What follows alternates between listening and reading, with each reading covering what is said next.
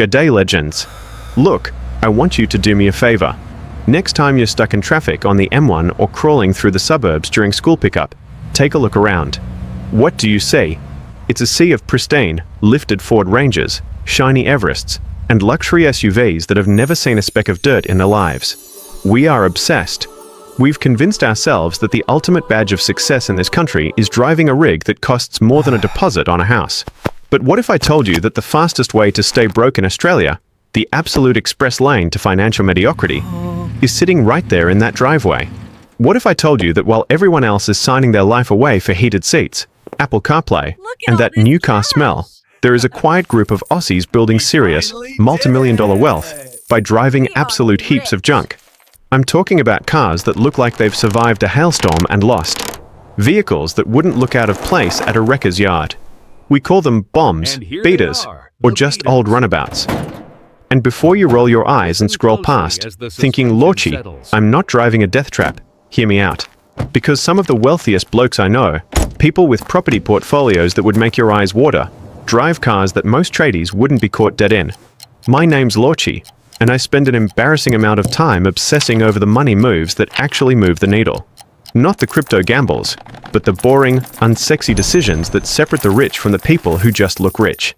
Today, we are going to talk about why parking a shiny new Ford Ranger in your driveway might be the single dumbest thing you can do for your net worth, and why driving a beater is the secret weapon you didn't know you needed. Now, let's get one thing straight before the comment section blows up. When I say drive a beater, I am not telling you to put your family in a safety hazard. I'm not talking about a car that stalls in the middle of a hook turn in the CBD. I'm not suggesting you buy something that needs a prayer to start on a cold Melbourne morning or a car where the wheels wobble every time you hit 80 clicks on the freeway. That's not being frugal. That's having a death wish. What I am talking about is a vehicle that is mechanically sound, runs like a dream, but aesthetically, yeah, she's seen better days. We are talking about a 2010 Toyota Camry with a bit of sun damage on the roof. Maybe an old BA Falcon with a sagging headliner and a few shopping trolley dents in the door. The aircon works, the brakes are solid, the engine pulls fine. But she's not winning any beauty contests at the local Macca's car park. The difference between a smart beater and a lemon is knowing what actually matters. Most Aussies shop for cars completely backwards. They walk into a dealership or scroll through car sales looking at the paint job, the leather stitching, and the size of the infotainment screen. They get seduced by the Raptor grille and the aggressive styling. They completely ignore the only thing that matters, the mechanical reliability and the total cost of ownership. Here is the brutal truth that separates the wealth builders from the treadmill runners. Wealthy people buy cars based on transportation value.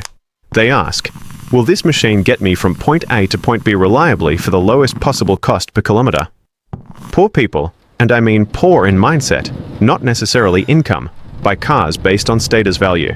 They ask, how will this car make me feel? What will the boys think when I roll up to the job site?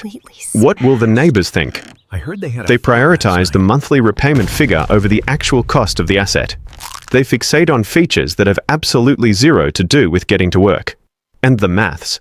Mate, the maths is staggering. Let's run a real Aussie scenario. Let's say you're a young bloke, maybe finished your apprenticeship, earning decent coin. You've got two choices. Option A, you go out and buy the dream. A brand new, or near new, Ford Ranger Wildtrak. It's got the tech, it's got the look. You finance $80,000. Over 5 to 7 years, with interest rates being what they are right now, you're looking at repayments of probably $1,400 to $1,600 a month. Option B, you swallow your pride. You find a 12-year-old Mazda 3 or a Honda CR-V for $10,000 cash. It's got 150,000 kilometers on the clock, a few scratches on the bumper, and the stereo doesn't have Bluetooth. Most people look at option B and think, ew, no thanks. They rationalize option A by saying, oh, but the warranty, the reliability. I need a reliable car for work. Let's crunch the numbers, and I promise you, this will make you sick. That $1,500 monthly payment for the Ranger? That is $18,000 a year.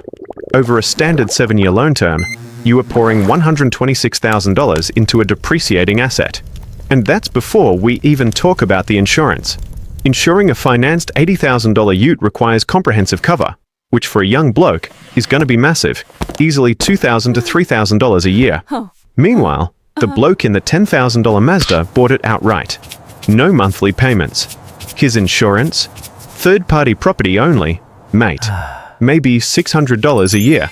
So, the Ranger driver has $1,500 leaving his bank account every single month. The Mazda driver has that $1,500 staying in his pocket. Now, let's apply the magic of the Aussie wealth builder. If you took that $1,500 a month, money you would have spent on a car, and instead, you salary sacrificed it into your superannuation, or you dumped it into a broad market ETF like VAS or VGS averaging a conservative 7 to 8% return. Over those same 7 years, that money grows to roughly $160,000 to $170,000. Think about that. At the end of 7 years, the Ranger driver has a 7-year-old Ute that's now worth maybe $35,000, if he's lucky, and zero savings to show for those payments. He's actually lost nearly $100,000 in value and opportunity. The beta driver still has the Mazda, which is probably worth $5,000, plus he has $170,000 in his investment portfolio. That $170,000 is a house deposit in Brisbane or Perth. That is life-changing money. All because he didn't need to look cool at the traffic lights. Now, I can hear the comments already. But Lachie, old cars break down. I'll spend a fortune on repairs. This is the biggest lie the car industry tells you to keep you hooked on debt. Yes, older cars need maintenance. Things wear out. Alternators die. Radiators crack. It happens. But let's be real about the costs. Let's say the Mazda needs a major repair. Let's say the transmission blows up. Worst case scenario. It costs you $2,500 to fix. That feels like a punch in the gut when you pay it. But do the maths. $2,500 is less than 2 months of repayments on a Ranger. You could rebuild the entire engine of that Mazda and it would still cost less than what the Ranger driver pays in interest and depreciation in a single year. The annual maintenance on a reliable Japanese or Aussie beta, even a high mileage one, rarely exceeds $1,500 to $2,000 a year on average. The Ranger driver is paying that every 4 weeks. The trick is knowing what to buy. You don't buy an old European luxury car. That's financial suicide. You buy a Toyota, a Mazda, a Hyundai, or an old Ford Falcon. Cars with parts available at every super cheap auto and repco in the country. Cars that any mechanic in the bush can fix with a hammer and a spanner. But let's move past the money for a second. Let's talk about the feeling, the psychology. There is a level of freedom that comes with driving a beta that you simply cannot understand until you do it. When you drive a brand new $90,000 Raptor, you are a slave to that machine. You stress about parking it at Woolies because some trolley might scratch it. You stress about stone chips on the freeway. You stress about washing it every weekend to keep it looking fresh. You park miles away from the entrance. When you drive a $5,000 Camry, you possess the ultimate superpower, indifference. Someone opens their door into your car. No worries, mate, adds character. No Hailstorm worries. coming? She'll be right. Spilled a coffee on the seat? Whatever. You stop serving the car, and the car starts serving you. This mindset shift is profound. It starts to bleed into other areas of your life. When you prove to yourself that you can be perfectly happy getting from A to B in a car that doesn't impress anyone, you stop caring about other status traps. You stop needing the $300 sneakers. You stop needing the latest iPhone the day it comes out. You realize that your self-worth isn't painted on the bonnet of your Ute. You start focusing on being wealthy, rather than looking wealthy. And in Australia, where tall poppy syndrome and keeping up with the Joneses is a national sport, breaking free from that matrix is powerful. Here's another practical perk, especially if you live in some of the rougher suburbs. Car theft is up in almost every state. You know what thieves are looking for.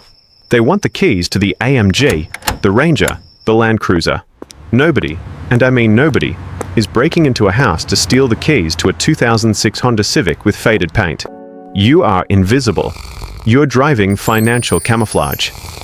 You can park that thing anywhere, leave it overnight, and sleep like a baby. While your neighbor with the new rig is checking his security cameras every 10 minutes, you're dreaming about your compounding interest. This brings us to the social aspect, the Ute culture. I know, especially for you tradies out there, the pressure is immense. The job site is a fashion parade for 4x4s. If you roll up in an old van or a beat-up wagon, the boys are gonna give you stick. Business must be slow, mate.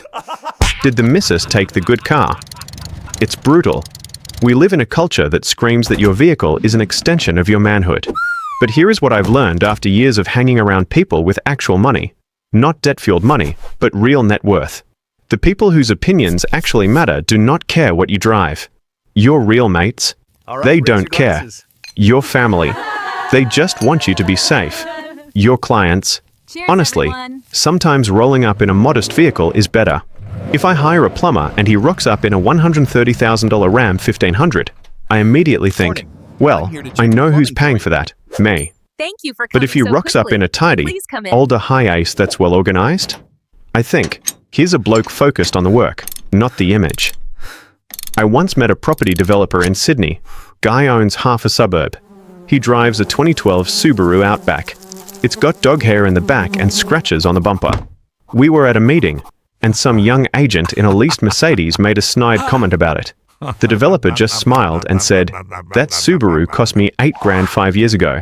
In that time, the money I didn't spend on a car payment funded the deposit on the triplex we are standing in right now." Silence. Absolute silence. That is the difference. The agent was playing the status game. The developer was playing the wealth game. Let's circle back to the biggest issue facing Aussies right now. Housing. Everyone is screaming that they can't afford to buy a home.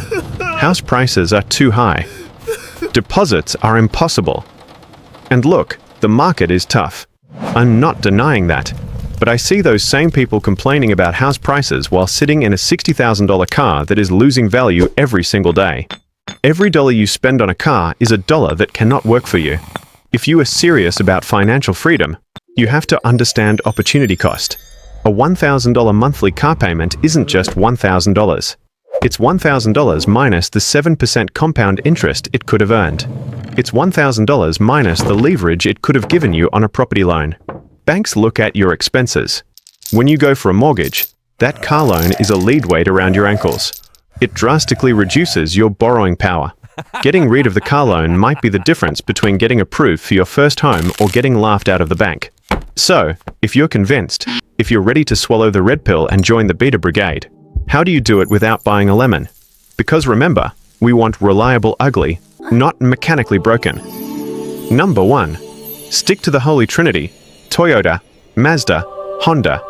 Or, if you want something local, a well-maintained Ford Falcon, the straight 6 engine is bulletproof, or a Holden Commodore, VF or earlier, check the timing chains.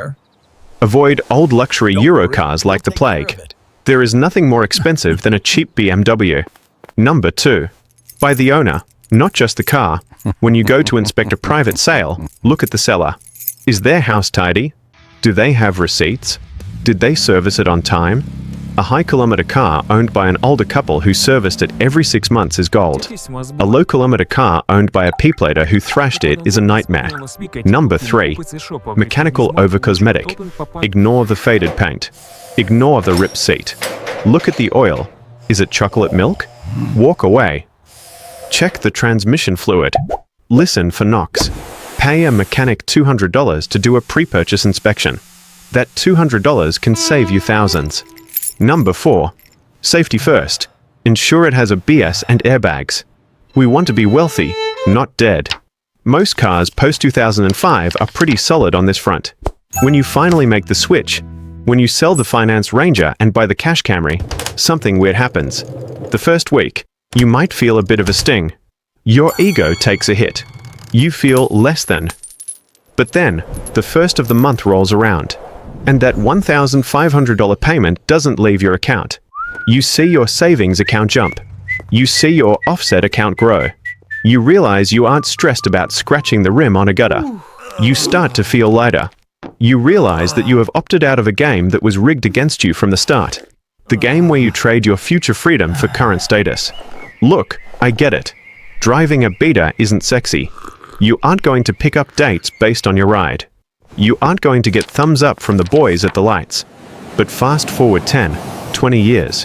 While the Ranger boys are still refinancing their next toy, still complaining about the cost of living, still stuck on the hamster wheel, you'll be sitting on a paid-off home, a fat superannuation balance, and a portfolio of investments. You'll be able to retire early, travel, and help your kids. That is the real flex. The beat-up ride might not turn heads today, but your bank account will turn heads tomorrow. Choose freedom over status. Choose the bomb. And let the compounding do the rest. I'm Lachie. Catch YA in the next one.